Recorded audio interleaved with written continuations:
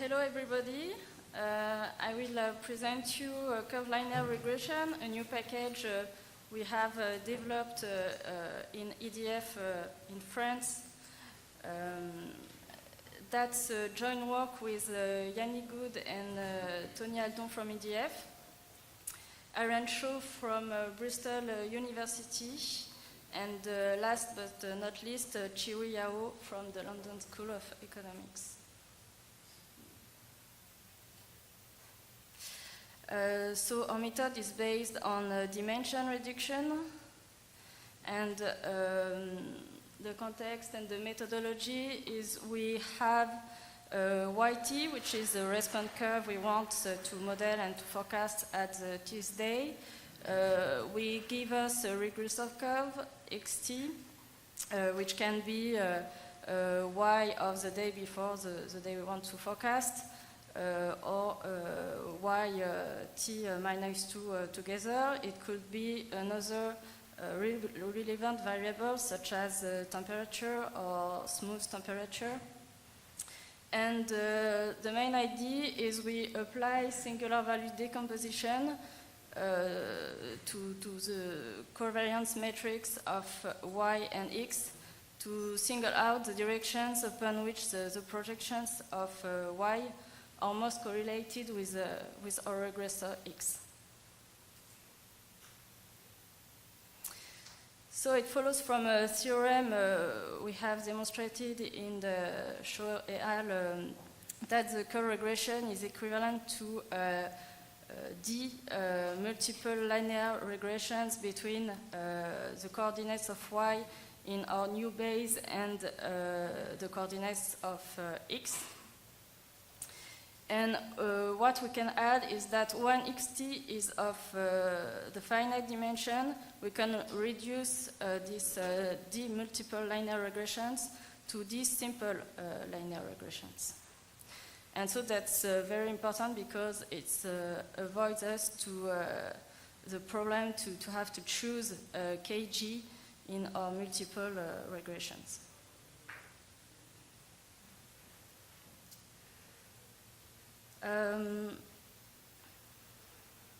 So what we want to say when we assume that the dimension of X is finite is in the sense of Karnaugh-Love decomposition, and we wanted to have QX terms only. We apply SVD on the matrix covariance of X.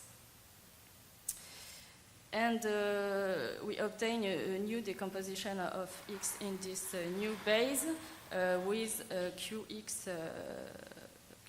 dimensions, and we obtain Q zeta that are uncorrelated with each other. Furthermore, we can add an assumption. We always can assume that the variance of this Q zeta is the same, and particularly is equal to 1. And that's a key condition to reduce our multiple regressions to simple straight line regressions. So the CLR package we have developed for this method. So assuming we have available data, YT, XT,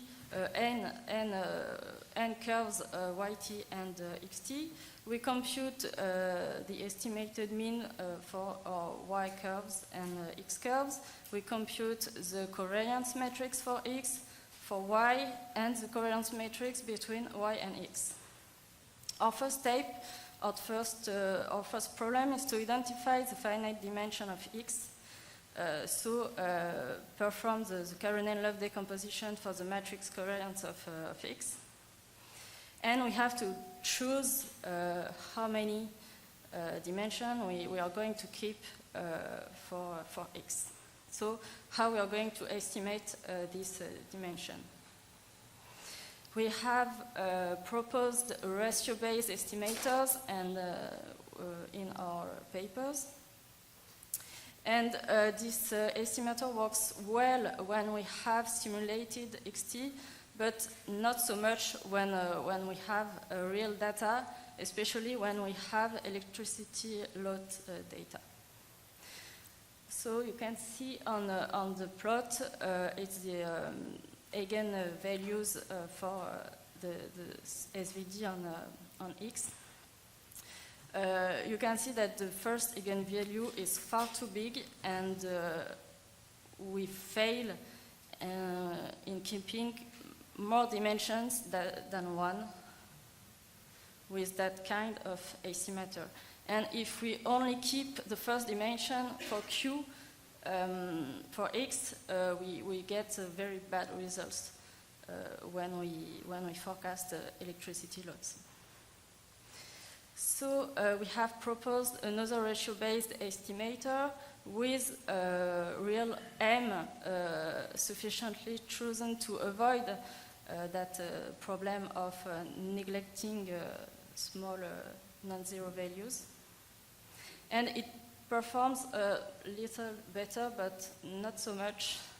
And we succeed in keeping four projections, but it's still not enough compared to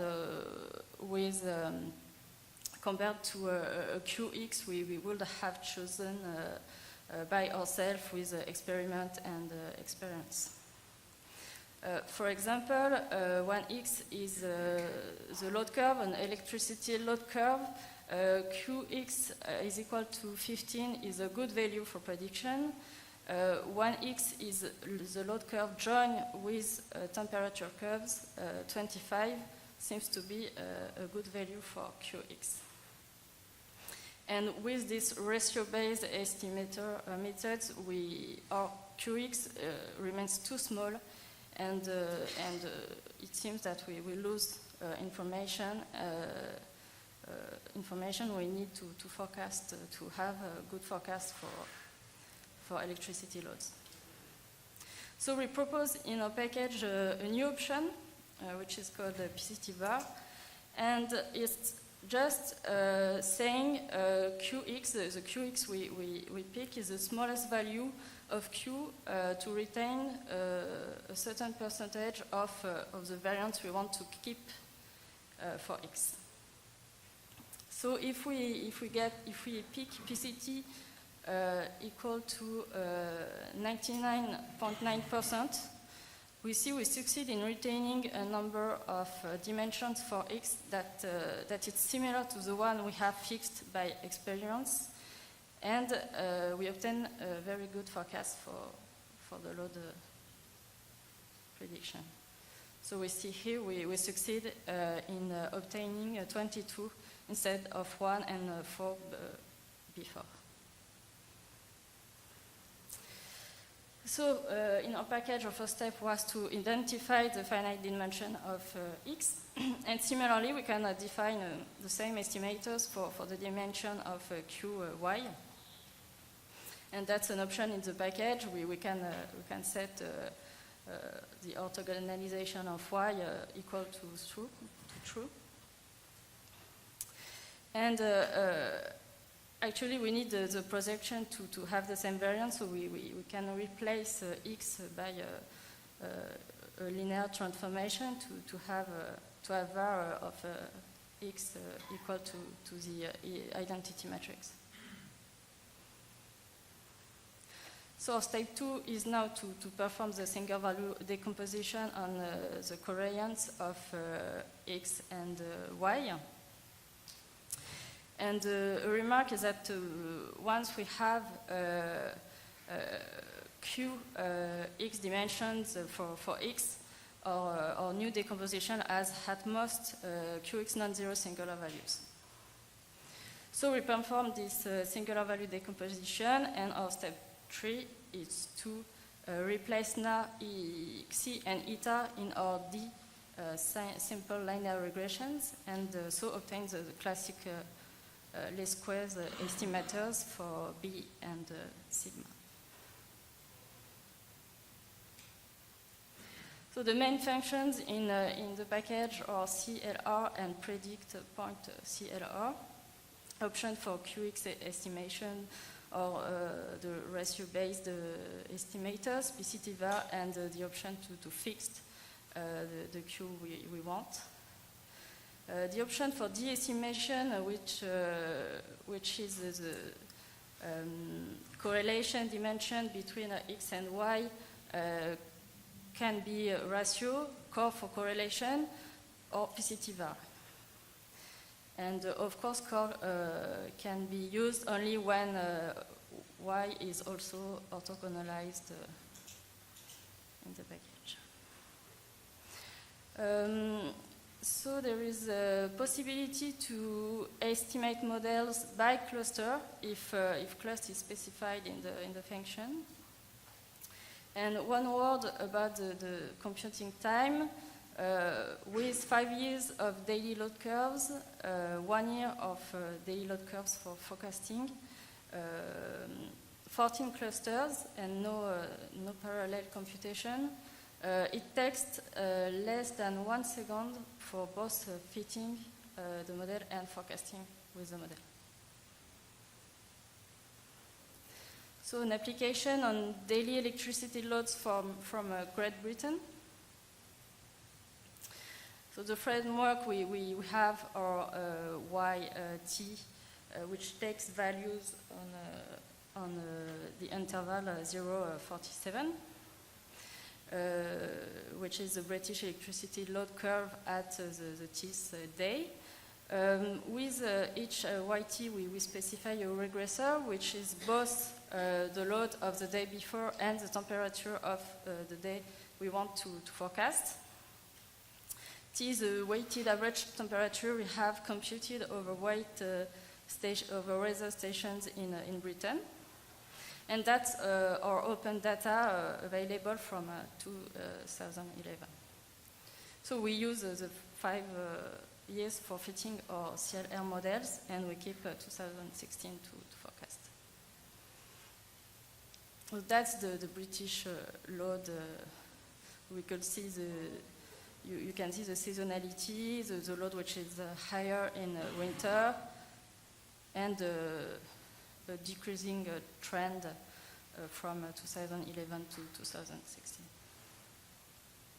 So we perform both daily and seasonal classification on our data in order to have stationarity inside each one of our cluster. We keep date types from Sunday to Saturday and for bank holiday. And we have 2 seasons, winter and summer. So you can see on the left plot the mean, the Y mean for each date type, and on the right plot the XC for Y depending on the months. So we compare our CLR forecast with other methods. We remove bank holidays because we have we have not enough observation in that cluster, and we forecast on 341 days in 2016, and that's 1 day ahead forecast. So we compare with benchmark, which are the day before forecasting and the same day of the week before. Linear regression with the temperature of the day to forecast, autoregressive model, and random forests.